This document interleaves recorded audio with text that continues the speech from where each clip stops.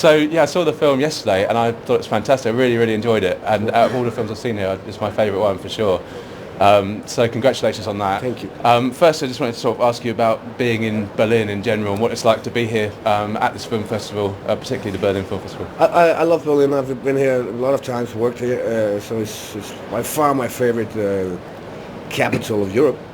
And now being invited to this Berlinale is just the icing on the cake. They've been very nice to the Danish throughout the last 15 years, and now they're doing it again, so we're just really grateful.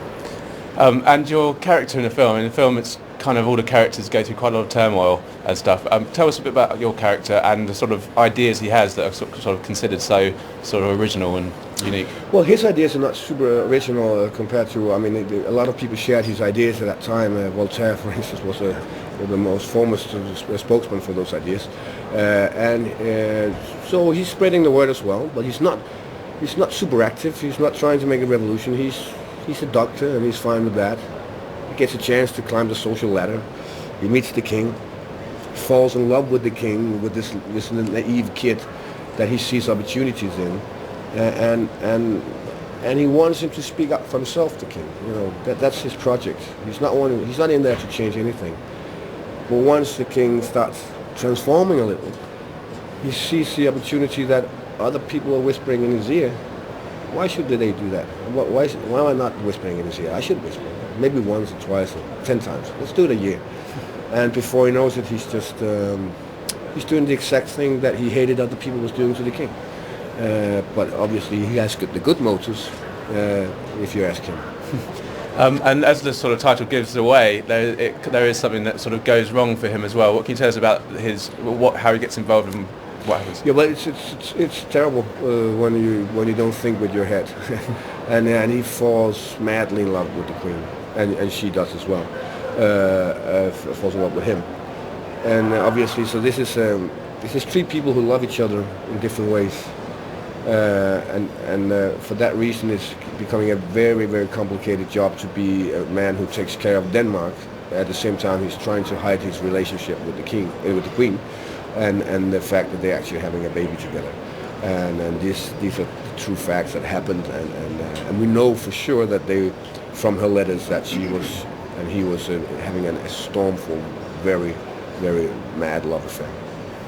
And I mean, as you say, it's kind of based on real events. And so, what's your kind of knowledge of Danish history like? Was you aware of this story before, Yeah. and then what appealed as the story to be part of this? I think we all know that story. I mean, what we know in basic is that this German doctor came up, shacked the queen, took over the country, and then they killed him. That's what we know.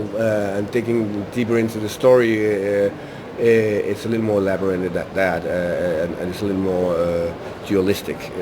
And that was just very interesting and fascinating to dig in and figure out who were they, why were they doing this.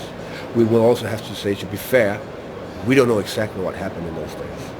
We can guess, and we have some facts. This is definitely, with respect, our approach to what story we find interesting to tell. But what happened behind closed doors is very hard for us to say.